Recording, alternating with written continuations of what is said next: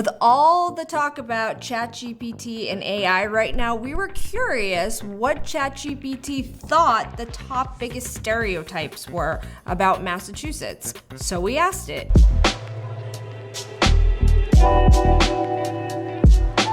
Number 1, pronunciation. The Boston accent is one of the most noted features associated with the state, and people often joke about the dropped R sounds and the unique pronunciations. Know me. I'm not just a cop. I'm a father, I'm a son, and above all, I'm from Boston. What do you think? I mean, yeah.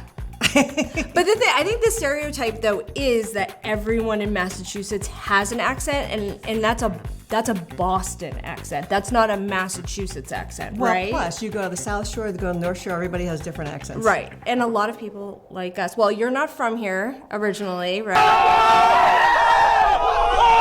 Right, so, but a lot of people that are from here do not have Boston accents at all. Do I sound like a New Yorker? Sometimes. Occasionally. Yeah. Okay. So what's the number 2 thing they said?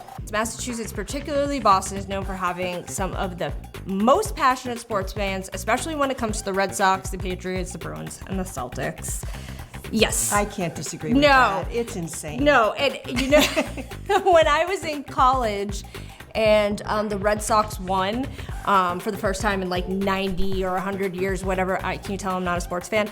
There were like riots in the street and people were jumping on top of cars and setting things on fire. So yes, I would agree with this. Yes. Yeah. Okay, number 3 is that we are intellectuals and academics in Massachusetts. Being the home of numerous top-tier universities such as Harvard and MIT, it's often associated with intellectualism and academia. I don't think that's untrue. No. My boy's wicked smart. We got great doctors here. Best schools, best universities in the country, some of them. Mm-hmm. So, not untrue. All right, number 4. Liberal politics. Massachusetts is often seen as a bastion of liberal, progressive politics with a stereotype of being full of Democrats. Well, we are primarily a Democratic state, and have we ever voted red? Yes, William Weld was the governor. Oh, well, no, outside of the gubernatorial elections. Baker. That's the governor. I know. We have a history here of having Republican governors, but pretty much everyone else, that's about it. So yes, be prepared if you come here. It is very blue. It is very blue. Wealth. Certain parts of Massachusetts, like the neighborhoods around Boston, Cape Cod area, are often associated with affluence and a high cost of living. When I was a toddler, my parents gave me caviar and a sippy cup of sparkling cider for every meal.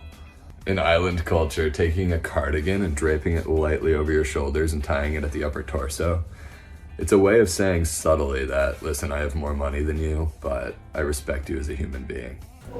There's no question that's true. No, that's true. But it's not the whole state at all. No. Not at all. No, and Western Massachusetts is incredibly affordable. Yep.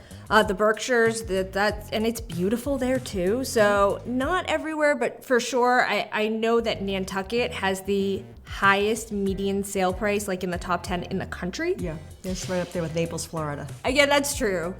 Chatgpt. Number 6, history buffs. Given the state's significant role in the founding and history of the United States, Massachusetts residents are sometimes seen as history enthusiasts or buffs. Well, I think that the most, in the general market that we see. I don't think most people care.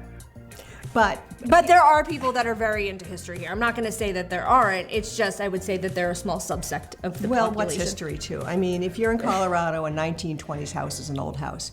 Here it's 1600s. So yes, we do have more historic properties. Those of us who love them are history buffs, but not everyone is one. No, say that. For sure. Number 7, harsh winters. There's a stereotype that Massachusetts has extremely harsh winters, which is true to an extent depending on the year and location within the state. Well, that's true, but we also are the only state right now that doesn't have wildfires, tornadoes, or hurricanes or earthquakes. So, I'll take a good snowstorm. Yep. Turn off everything, watch the snow come down, have a cup of cocoa, binge watch something. That's a fine day to me. Yeah, I mean, let's not pretend that it doesn't suck though. Massachusetts folk are seafood lovers. Given its coastal location, Massachusetts is often associated with seafood, particularly clam, chowder, and lobster. Well, Chowder. That is true, but why not? We have great seafood. I hate seafood. Well, and So then it's not always true, but I mean, we're known for those things. but- oysters are great. Number 9, the term massholes.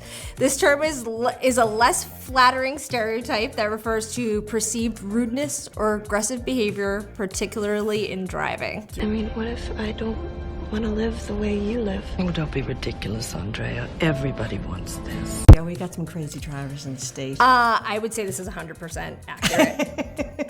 Well, it's funny because I heard different people say what massholes are. Some people think that they're rich people who are snobby, and some people that think they're aggressive drivers. So I guess we got a lot of different types of massholes in Massachusetts. I would say in general, like Massachusetts folk have a rough exterior. Where you from anyway? You from Hingham, Shrewsbury, Topsfield? No, I think he's from Woburn, North Reading, or maybe Andover. Fucking Marblehead! Yeah, No, tough you guy. illiterate fucks! I'm from Connecticut! Jesus Christ, that was worse You than know what? 7 I'm not weeks doing this fucking right now. listed. I've got a big meeting to go to right now, and Equinox didn't have my juice. I just need a keto sandwich of some sort right now, okay? You come in here dressed like you're fucking Bruce Almighty, thinking you can come and fucking give us You orders? think you're fucking hot? You're not. I'll punch you so hard right in your fucking nose. For sure, we're like roughing, we're not like very welcoming at first.